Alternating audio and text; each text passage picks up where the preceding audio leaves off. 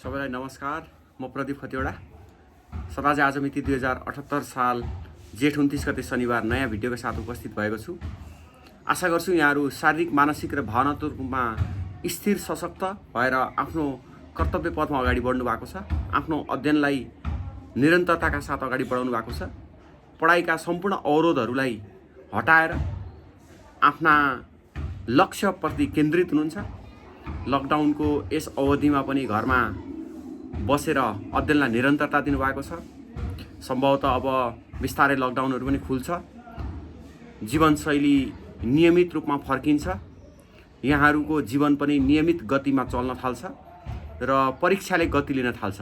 भर्खरै लोकसेवाले एउटा सूचना निकालेको थियो। यो ब्याङ्क, संस्थान लगायत सम्पूर्ण यो संस्थानको रोकिएको, अवरुद्ध भएको भर्ना छनौटलाई अब तीव्रताका साथ अगाडि बढाइनेछ भन्ने लाइनको एउटा सूचना आएको थियो। अब यो असारदेखि लकडाउन खुकुलो हुँदै गएर अन्त्य हुन्छ र शिक्षण संस्थाहरूमा भेला भएर एक्जाम दिने माहौल बनेपछि जाँचले निरन्तरता पाउँछ। त्यही भएर यहाँहरूको अवरुद्ध भएको भ्याकेन्सीहरू, कसैको इन्टरभ्यू अवरुद्ध भएको छ, कसैको नतिजा अवरुद्ध भएको छ। अब असारदेखि त्यो सबै सुचारू हुनेवाला छ। सम्भवतः लोकसेवाले पनि असार 9-10 गतेतिर पदाधिकारी पाउँछ, शपथ ग्रहण हुन्छ, त्यस पछाडि झनै गति लिन्छ। त्यही भएर यहाँहरूले पढेको कुरा खेर जाँदैन। यो लकडाउनमा कसरी पढ्नुभयो मलाई थाहा छैन, यहाँले यसलाई उपयोग गर्नुभयो होला भन्ने लाग्छ। अब यो 1-1.5 महिना 2 महिना उपयोग गर्नु भएन भने पनि यहाँले चिन्ता गरेर बस्नुपर्ने अवस्था चाहिँ छैन। किनकि पढाइलाई जुन दिनदेखि पनि तपाईँको बुद्धि फिरो भने पढाइ त्यही दिनदेखि सुधार भइहाल्छ। त्यही भएर पढाइको लागि चाहिँ विगतको चिन्ता होइन, भविष्यको लागि आफ्नो कहिलेदेखि मेरो बुद्धि पस्यो भन्ने कुरा महत्त्वपूर्ण हो। कि 15-20 दिन 1 महिना अगाडिदेखि पसेको भए झनै राम्रो, 2-3 दिन अगाडि पसेको भए त्यो पनि राम्रो। पसेको छैन भने आजदेखि बुद्धि पसाउनुहोस्। किनकि नपढिकन यो प्रतिस्पर्धी एक्जाम पास हुनेवालै छैन है। तपाईँले नपढे अर्को कुनैले पढिदिइहाल्छ। त्यही भएर यो एउटा मेहनतको सबैभन्दा यो महत्त्वपूर्ण मेहनतको घडी हो कि यो अध्ययनको पनि। अब कलेज युनिभर्सिटी त जसरी पनि तपाईँले पार लाएर आउनुभयो हैन, तर विगतको मेहनत त तपाईँले बिर्सिसक्नु भएको छ। तर यो चोटिको मेहनत चाहिँ यो लोकसेवा 4-5 महिना पढ्ने हो, 3-4 महिना पढ्ने हो भने जसको पनि नाम निक्लिन्छ जस्तो लाग्छ मलाई। तर यो पढाइ चाहिँ अलिक कङ्क्रिट तरिकाले लिएर जानु होला। अब आज मैले यहाँहरूलाई टपिक चाहिँ यो नेपाल राष्ट्र ब्याङ्कबाट के कस्ता क्वेसनहरू सोध्ने रहेछ। अब नेपाल राष्ट्र ब्याङ्क कसैकोमा मल्टिपल चोइस क्वेसनमा छ, कसैकोमा सब्जेक्टिभमा छ। तर विभिन्न ठाउँमा जस्तो जस्तो अवस्थामा भए पनि नेपाल राष्ट्र ब्याङ्क ऐन 2058बाट कस्तो खालको क्वेसन यहाँलाई आउँछ भन्ने कुरा हामी आज छलफल गर्छौँ। जस्तो नेपाल राष्ट्र ब्याङ्क ऐन 2058, यो पहिला नेपाल राष्ट्र ब्याङ्क ऐन 2012 थियो। 2012 अनुसार नेपाल राष्ट्र ब्याङ्क स्थापना भयो 2013 कार्तिक यो वैशाख 14 गते। अनि त्यो ऐन चाहिँ 2058 साल 10 महिना 17 गते, 2058 साल माघ 17 गते यो नेपाल राष्ट्र ब्याङ्क ऐन 2058 लालमोहर लागेको छ र राजपत्रमा प्रकाशित भएको छ। त्यो यो नेपाल राष्ट्र ब्याङ्क ऐनको बारेमा चाहिँ हामी चर्चा गर्छौँ। अनि यसको पहिलो संशोधन 2063 साल कार्तिक 23 गते भएको छ। अनि गणतन्त्र आइसकेपछि यो नेपाल कानुनले संशोधन गरेको 2066 साल 10 महिना 7 गते र नेपाल राष्ट्र ब्याङ्कको दोस्रो संशोधन चाहिँ 2073 साल 7 महिना 29 गते, कार्तिक 29 गते यसको दोस्रो संशोधन भएको छ। अब अहिले तेस्रो संशोधनका लागि पनि संसदमा फाइल चाहिँ भएको छ, तर तेस्रो संशोधन भइसकेको छैन संसदबाट। त्यही भएर अहिलेसम्म नेपाल राष्ट्र ब्याङ्क ऐन 2058 चाहिँ दोस्रो संशोधन 73 कार्तिक 29 गतेको संशोधन छ। अब नेपाल राष्ट्र ब्याङ्क किन स्थापना भएको भनौँ भने चाहिँ वाट आर द अब्जेक्टिभ अथवा नेपाल राष्ट्र ब्याङ्क ऐन 2058 चाहिँ किन आएको त हैन, नेपाल राष्ट्र ब्याङ्क किन आएको होइन, नेपाल राष्ट्र ब्याङ्क ऐन 2058 किन आएको त भनौँ भने चाहिँ नेपालको अर्थतन्त्रको दिगो विकासमा सहयोग पुग्ने गरी मूल्य र स्वतन्त्र स्थिरता तथा समग्र वित्तीय क्षेत्रको स्थायित्व कायम गर्न चाहिँ नेपाल राष्ट्र ब्याङ्कको स्थापना भएको छ। यो नेपाल राष्ट्र ब्याङ्कको स्थापनालाई व्यवस्थित गर्नका लागि चाहिँ नेपाल राष्ट्र ब्याङ्क ऐन 2058 आएको छ भन्नुपर्छ। अब नेपाल राष्ट्र ब्याङ्क ऐनको यो दफा 2 मा परिभाषाहरू छ। अब यो दफा 2 को परिभाषा चाहिँ तपाईँलाई जाँचमा चाहिँ सोध्दैन फलानु परिभाषा भनेर, तर एक्जाममा अरू आन्सर लेख्दाखेरि, ब्याङ्किङ आन्सर लेख्दाखेरि यसको परिभाषा लेख्नुभयो भने ज्यादा फ्रुटफुल हुन्छ। जस्तो कि मुद्राको बारेमा नै तपाईँले लेख्दै हुनुहुन्छ भने मुद्रा भन्नाले सबै किसिमको currency note, postal order, postal note, money order, cheque, draft, traveller cheque, प्रतिपत्र, विनिमय पत्र, प्रतिज्ञा पत्र, क्रेडिट कार्ड जनाउँछ भनियो भने चाहिँ अलिक ज्यादा यो भ्यालिड आन्सर भयो। त्यो र डेफिनेसन्स चाहिँ यहाँले एनको डेफिनेसन्स अरू आन्सर लेख्नलाई काम लाग्छ, तर डेफिनेसनकै बारेमा चाहिँ यहाँलाई जाँचमा क्वेसन सोध्दैन। अब इम्पोर्टेन्ट क्वेसनहरू म भन्दै जान्छु र त्यसको केही आन्सर पनि भन्छु, यहाँले त्यो पनि लेख्नु होला। मल्टिपल चोइस क्वेसनमा पनि सब्जेक्टिभमा पनि इम्पोर्टेन्स भनेको यो केन्द्रीय ब्याङ्क को जुन उद्देश्यहरू छन्, यो केन्द्रीय ब्याङ्कको उद्देश्यहरू इम्पोर्टेन्ट छ है। एउटा चाहिँ अब केन्द्रीय ब्याङ्कको उद्देश्यहरू भनौँ भने नेपाल राष्ट्र ब्याङ्क ऐन 2058 को दफा 4 मा केन्द्रीय ब्याङ्कको उद्देश्यहरू देखाए बमोजिम छन् भनेर following are the objective of central bank as per mentioned as per provision of NRB act 2058 अनि क्लज 4 भनेर चाहिँ भन्नुपर्छ यहाँले। जस्तो आर्थिक स्थायित्व र अर्थतन्त्रको दिगो विकासको निम्ति मूल्य र स्वतन्त्र स्थिरता कायम गर्नको लागि आवश्यक मौद्रिक तथा विदेशी विनिमय नीति निर्माण गरी सोको व्यवस्थापन। अब अगाडिको भन्न आएन भने पनि एटलिस्ट कति भन्नुपर्छ भने मौद्रिक नीति तथा विदेशी विनिमय नीति निर्माण गरी सोको व्यवस्थापन भन्यो भने पनि पुग्छ। सबै लेख्यो भने राम्रो है। दोस्रो चाहिँ वित्तीय सेवाको पहुँच अभिवृद्धि र ब्याङ्किङ तथा वित्तीय क्षेत्रको स्थायित्व कायम गरी ब्याङ्किङ तथा वित्तीय प्रणालीप्रति सर्वसाधारणको विश्वसनीयता अभिवृद्धि गर्न भन्नु पर्यो। सुरक्षित, स्वस्थ एवं सक्षम भुक्तानी प्रणाली विकास गर्न। अर्को चाहिँ यो ब्याङ्कले नेपाल सरकारको आर्थिक नीति कार्यान्वयन गर्न सहयोग पुर्याउने भनेर यहाँले लेख्नुपर्छ। अब यो अर्को क्वेसन चाहिँ केन्द्रीय ब्याङ्कको रूपमा ब्याङ्कको काम कर्तव्य अधिकारहरू के छन् भनेर, अथवा केन्द्रीय ब्याङ्कको काम कर्तव्य अधिकारहरू के छन् भनेर क्वेसन आउन सक्छ। यो केन्द्रीय ब्याङ्कको काम कर्तव्य अधिकार भन्यो भने चाहिँ नेपाल राष्ट्र ब्याङ्क ऐन 2058 को दफा 5 मा केन्द्रीय ब्याङ्कका काम कर्तव्यहरूको व्यवस्था गरेको छ। तिनीहरू निम्नानुसार छन् भनेर लेख्न सक्नुहुन्छ। यसमा चाहिँ यहाँलाई एकदम ठुलो कन्फ्युजन चाहिँ के भने त्यो पोइन्ट एन्ड एक्सप्लानेसन लेख्ने कि एनआरबी एक्ट अनुसार लेख्ने भनेर खुब मलाई क्वेसन सोध्नुहुन्छ। यसमा दुईटा कुरा प्रष्ट हुनुहोस्। यो नेपाल राष्ट्र ब्याङ्क ऐन 2058 अनुसार लेखेको फङ्सन चाहिँ ज्यादा भ्यालिड हुन्छ, तर पोइन्ट एन्ड एक्सप्लानेसनमा लेख्नुभयो भने मिस्टेक चाहिँ हुँदैन। तपाईँले यो नेपाल राष्ट्र ब्याङ्क ऐन 2058 अनुसार अधिकारहरू लेख्नुभयो भने जाँचकीले तपाईँलाई राम्रो नम्बर दिन्छ। अब यो मलाई धेरै यसमा तपाईँले क्वेसन पनि नसोध्नुहोस् र आफू पनि कन्फ्युज नहुनुहोस्। जाँचकीले एनआरबी एक्ट अनुसार लेखेको आन्सरमा नम्बर धेरै दिन्छ, तर तपाईँले पोइन्ट एन्ड एक्सप्लानेसन गर्नुभयो भने 1-2 नम्बर 1 आधी नम्बर कम्ती पाउनुहुन्छ। तर लेख्ने तरिका चाहिँ के भने नेपाल राष्ट्र ब्याङ्क ऐन 2058 को दफा 5 मा ब्याङ्कको काम कर्तव्य अधिकार दिएको छ, तिनीहरू निम्नानुसार छन् भनेर लेख्नुपर्छ। ब्याङ्कको नोट तथा सिक्का निष्कासन गर्ने। अब यसलाई चाहिँ फर्दर व्याख्या गरिरहनु पर्दैन है।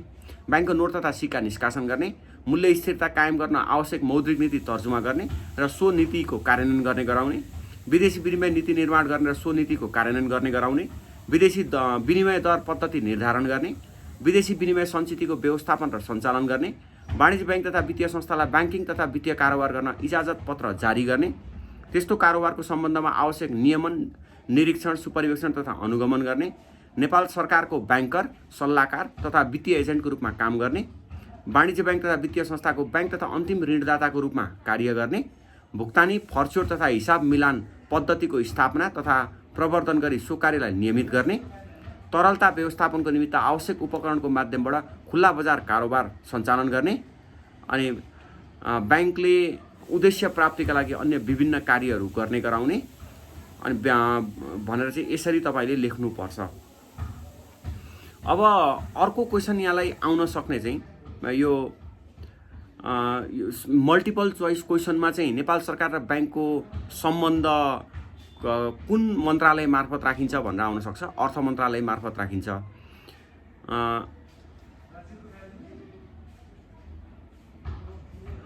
अब अन्तर्राष्ट्रिय सहयोग तथा सम्बन्धमा यो नेपाल राष्ट्र ब्याङ्कले प्रतिनिधित्व गर्ने भन्ने कुरा दफा 11 मा छ। जस्तो मौद्रिक नीति, विदेशी विनिमय नीति, शोधानन्तर अनि ब्याङ्क सुपरिवेक्षण तथा अन्य विषयहरूमा चाहिँ इन्टरनेसनल अर्गनाइजेसनहरू विभिन्न IMF मा भयो होइन, अरू बासेलमा भयो, यस्तोमा प्रतिनिधित्व चाहिँ नेपाल राष्ट्र ब्याङ्कले गर्छ।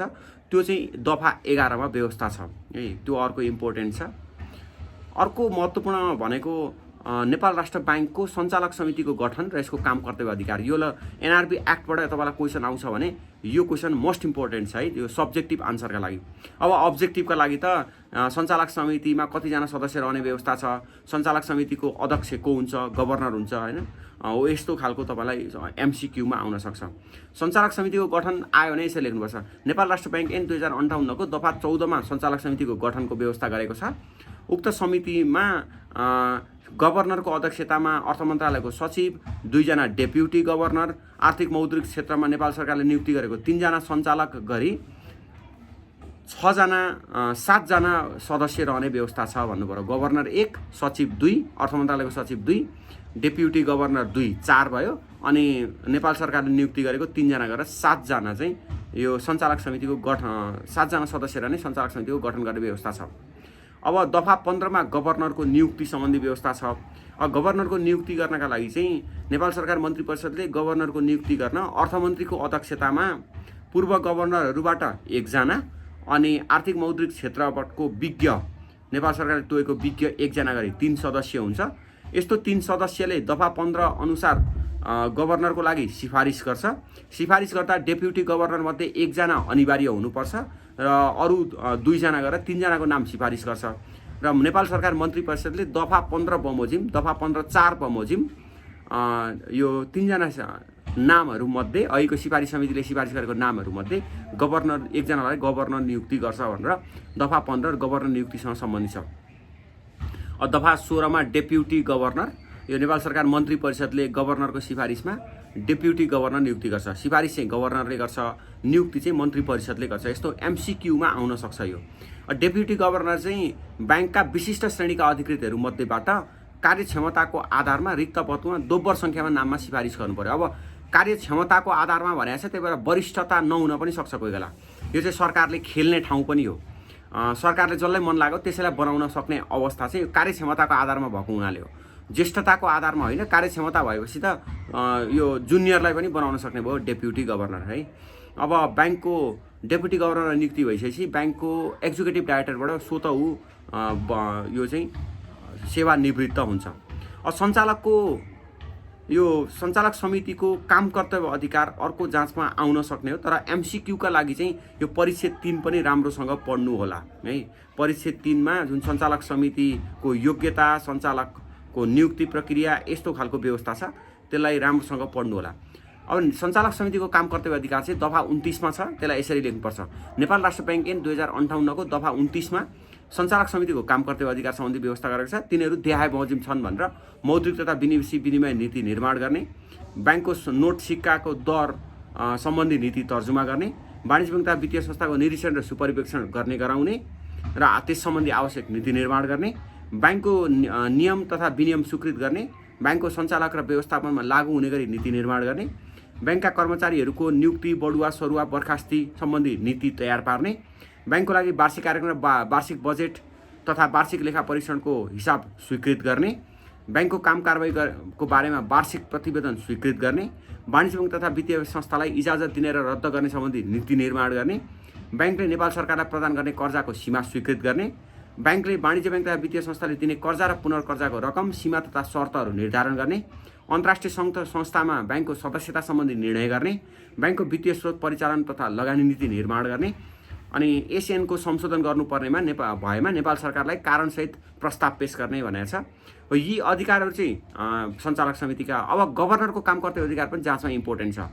गभर्नरको काम कर्तव्य आयो भने नेपाल राष्ट्र ब्याङ्क ऐन 2058 को दफा 30 मा गभर्नरको काम कर्तव्य अधिकार सम्बन्धी व्यवस्था गरेको छ। त्यो अधिकारहरू देहाय बमोजिम छन् भनेर चाहिँ अघि माथि सञ्चालक समितिमा चाहिँ सबै नीति तयार गर्ने भन्ने छ। यसमा चाहिँ कार्यान्वयन गर्ने ज्यादा छ क्या। समितिले गरेका निर्णयहरू कार्यान्वयन गर्ने, ब्याङ्कको सञ्चालन र व्यवस्थापन गर्ने, ब्याङ्कले गर्नुपर्ने कार्य गर्ने, अन्तर्राष्ट्रिय सङ्घ संस्थामा ब्याङ्कको तर्फबाट प्रतिनिधित्व गर्ने गराउने, मौद्रिक तथा विदेशी विनिमय सम्बन्धी नीतिको कार्यान्वयन गर्ने, वाणिज्य ब्याङ्क तथा वित्तीय संस्थामा रहेको निक्षेप र कर्जाको ब्याज दर सम्बन्धमा आवश्यक नीति निर्धारण गर्ने, वाणिज्य ब्याङ्क तथा वित्तीय संस्थाले कर्जा वा निक्षेप लिने वा ब्याज दर सम्बन्धमा आवश्यक नीति निर्धारण गर्ने, वाणिज्य बैंक तथा वित्तीय संस्थाले गर्नुपर्ने कामको तरलता सम्बन्धी नीति निर्माण गर्ने, वाणिज्य बैंक तथा वित्तीय संस्थाले राख्नुपर्ने अनिवार्य मौजुदातको आधार, रकम, तरिका, शर्त, समयावधि निर्धारण गर्ने, वाणिज्य बैंक तथा वित्तीय संस्थाको पुँजी कोषको पर्याप्तता सम्बन्धी शर्त निर्धारण गर्ने, सुन तथा अन्य बहुमूल्य धातुको खरिद बिक्री गर्दा अपनाउनु पर्ने प्रक्रिया र शर्तहरू निर्धारण गर्ने, बैंकले प्रदान गर्ने सेवा शुल्कहरू निर्धारण गर्ने, आवश्यक अनुरूप बैंकका शाखा कार्यालय र अन्य कार्यालय स्थापना र बन्द गर्ने, बैंकको एजेन्सी स्थापना गरेर बन्द गर्ने, बैंकको सूचना प्रणाली विकास र सञ्चालनको सम्बन्धमा आवश्यक व्यवस्था गर्ने, वाणिज्य बैंक तथा वित्तीय संस्थाको सुपरिवेक्षण सम्बन्धमा आवश्यक व्यवस्था मिलाउने, वाणिज्य बैंक तथा वित्तीय संस्थालाई प्रदान गरेको इजाजत पत्र रद्द गर्ने सम्बन्धमा निर्णय गर्ने, सञ्चालक समितिले प्रत्यायोजित गरेको अधिकारको आधारमा अन्य निर्णयहरू गर्ने भनेर चाहिँ भन्न सकिन्छ। सरी, अब यो चाहिँ गभर्नरको काम कर्तव्य अधिकार यदि जाँचमा आयो भने है, अब कोही बेला लेखा परीक्षण समितिको काम कर्तव्य अधिकार भनेर पनि आउन सक्छ। नेपाल राष्ट्र बैंक ऐन अनुसार लेखा परीक्षण समितिको काम कर्तव्य अधिकारहरू के कस्तो छ भनेर आयो भने चाहिँ नेपाल राष्ट्र बैंक ऐन 2058 को दफा 34 मा लेखा परीक्षण समितिको व्यवस्था गरेको छ। यसमा समितिले तोकेको एकजना सञ्चालक संयोजक, समितिले तोकेको समितिको विज्ञ एकजना र बैंकको आन्तरिक लेखा परीक्षणको विभाग चाहिँ प्रमुख सदस्य सचिव भनेर चाहिँ 3 सदस्यीय समिति छ। यसको काम कर्तव्य अधिकार दफा 35 बमोजिम देहाय बमोजिम छ भनेर चाहिँ दफा 35 का काम कर्तव्यहरू लेख्नु होला, यो तपाईले पढ्नुस्। अनि अर्को चाहिँ यहाँलाई यो बैंकको पुँजी कति छ भन्यो भने दफा 39 मा, एमसीक्यूमा इम्पोर्टेन्ट छ। नेपाल राष्ट्र बैंकको पुँजी कति छ भन्यो भने दफा 39 मा छ, बैंकको पुँजी 5 अर्ब रुपैयाँ हुने भनेको छ। अब अरु इम्पोर्टेन्ट चाहिँ यहाँलाई यो मौद्रिक नीति निर्माण गर्ने अधिकार नेपाल राष्ट्र बैंक अनुसार कतिमा छ भनेर एमसीक्यूमा सोध्न सक्छ। यो दफा 44 मा छ है। अनि अरु चाहिँ यहाँलाई यो जाँचको लागि एमसीक्यूका लागि त तलको व्यवस्था पनि इम्पोर्टेन्ट छ, तर सब्जेक्टिभका लागि त्यति धेरै इम्पोर्टेन्ट छैन। जस्तो विदेशी विनिमय नीति चाहिँ दफा 62 अनुसार बनाउनु पर्छ। अनि विदेशी विनिमय कारोबार सम्बन्धी व्यवस्था दफा 65 मा छ।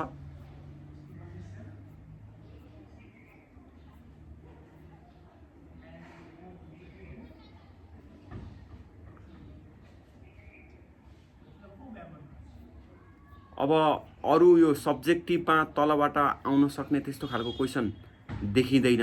तर यहाँले अब एउटा क्वेशन चाहिँ जस्तो वाणिज्य बैंक तथा वित्तीय संस्थालाई समस्याग्रस्त भएको मानिने अवस्था के हो भनेर प्रब्लमेटिक बैंकको अवस्था चाहिँ दफा 86 को ख मा छ। यो चाहिँ तपाईले जान्नुपर्छ।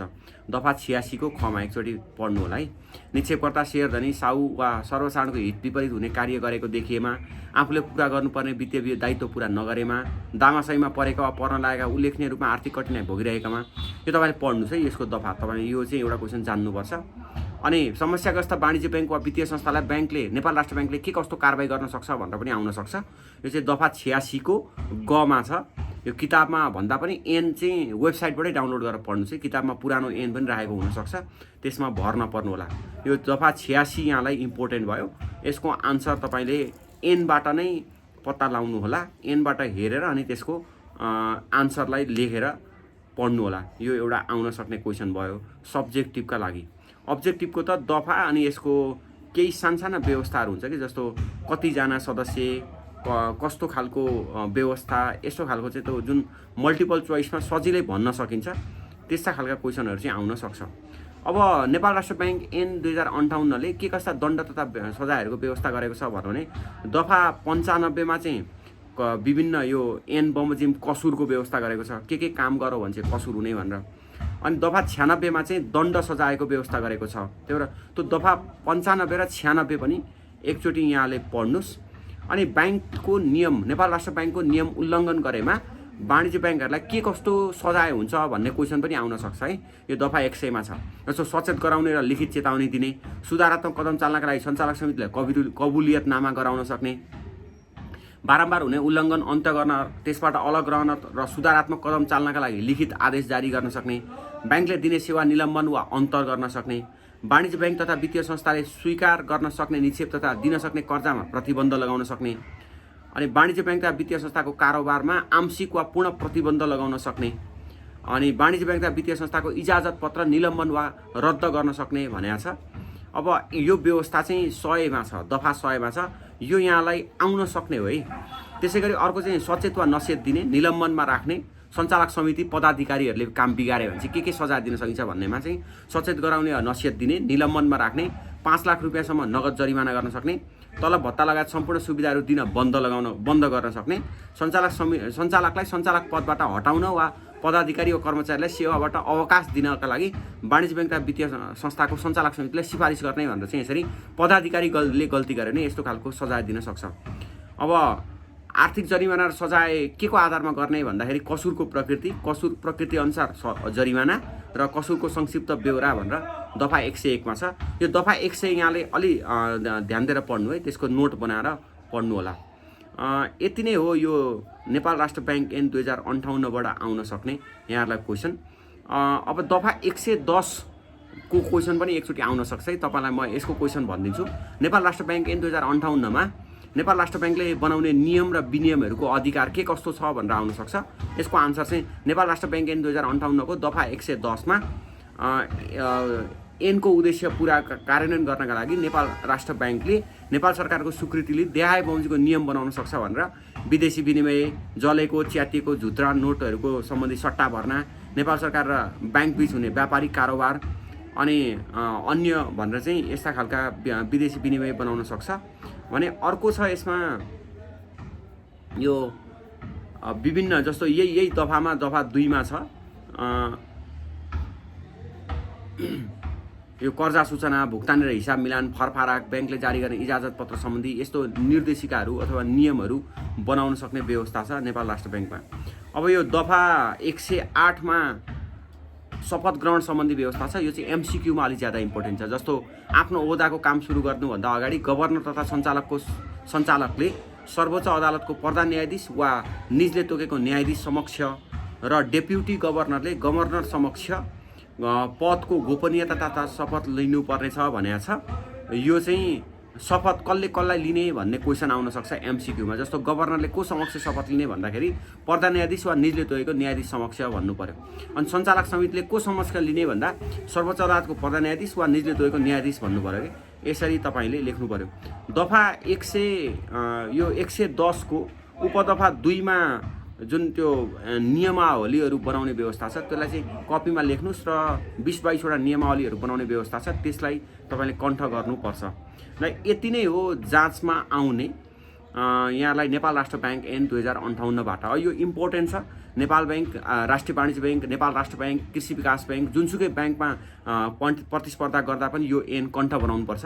तर अघि मैले भनेका क्वेसनहरूलाई कपीमा टिप्नुस् अनि त्यसको आधारमा यहाँले त्यो आन्सर लेख्नुस् है। अनि त्यो आन्सरलाई मेमोराइज गर्नुस्। अब ऐनको एन्सरमा तपाईँ के ढुकाउनुस् भने ऐनमा हुबहु लेख्न सक्नुभयो भने सबभन्दा राम्रो, एक्सिलेन्ट।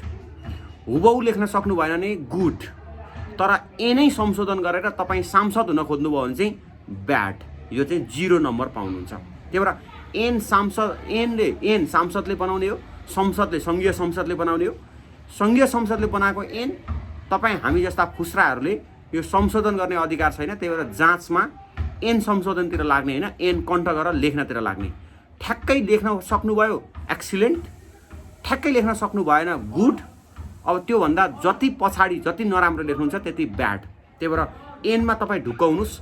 रट्न सक्दिनँ भनेर भन्नुहुन्छ भने सुरुमै मिलाएर लेख्नेतिर लाग्नुस् होइन। 1-2 वटा व्यवस्था चाहिँ मैले अघि भनेका क्वेसनहरू चाहिँ हुबहु लेख्छु, अरू आयो भने चाहिँ लेख्न सक्ने हुन्छु भन्नुभयो भने द्याट इज फाइन। किनकि अघि मैले भनेका क्वेसनहरू जाँचमा रिपिट हुने सम्भावना 95% चान्सेस छ। अब त्योभन्दा बाहेकबाट क्वेसन आयो भने म लेख्न त लेख्नुपर्छ भनेर त्योभन्दा बाहेकका पनि क्वेसन तपाईँले पढेर चाहिँ जानु होला। तर हुबहु लेख्न सक्ने हुनु चाहिँ ऐनको सबभन्दा राम्रो, दफासहित उल्लेख गर्नु झनै राम्रो। तर ऐनका लागि चाहिँ अब तपाईँ दुविधामा नपर्नु होला है आजको मितिबाट। ल यो नेपाल राष्ट्र बैंक एकदमै इम्पोर्टेन्ट थियो। यहाँहरूलाई पनि एकदम धेरै मनमा जिज्ञासा लागेको थियो। त्यही भएर मैले आज ऐनको डिस्कसन गरेँ। हस् त आजको क्लास हामी यहीँ अन्त्य गर्छौँ। हामी अब सम्भवतः भोलि र पर्सि पनि यो ऐनकै भिडियोहरू बनाउने छौँ र यो हाम्रो नियमित हाम्रो यसरी दिनहुँ भिडियो चाहिँ केही समयका लागि ब्रेक हुनसक्छ। नियमितलाई दैनिकलाई साप्ताहिक हुनसक्छ वा यसरी नै आउन सक्छ।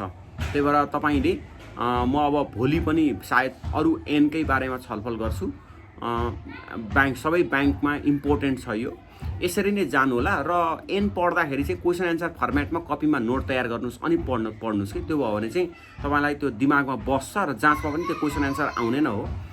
हस्, यहाँको दिन शुभ रहोस्, अध्ययन नियमित रहोस्। अब सम्भवतः लकडाउन खुलो भने पनि यहाँका अरू सामान्य गतिविधिहरू सँगसँगै पढाइको गतिविधि पनि सञ्चालन लिएर जानुहोस्। अब खुल्छ खुल्दैन त्यो आफ्नो ठाउँमा छ, तर खुलो भने पनि यहाँले यो घरमा बसेर यसरी कुन्जेर बस्नु पर्दैन। जाँच अब सम्भवतः अघि मैले सुरुमा भनिहालेँ, पदाधिकारीको शपथ भइसकेपछि जाँचले एउटा गति लिन्छ र पुराना ब्लक भएका भ्याकेन्सीहरू सबै सुचारू हुने भएको हुनाले यहाँले राम्रोसँग पढ्नुपर्छ। हस् त, दिन शुभ रहोस्। Good night, have a nice time, have a studious time, have a laborious time है। स्वस्थ रहनुहोस्, व्यस्त रहनुहोस्, सुरक्षाको प्रोटोकल पार गर्दै अध्ययनलाई पनि निरन्तरता दिनुहोस्। सबैलाई धन्यवाद। शुभ समय, शुभ दिन, शुभ समय।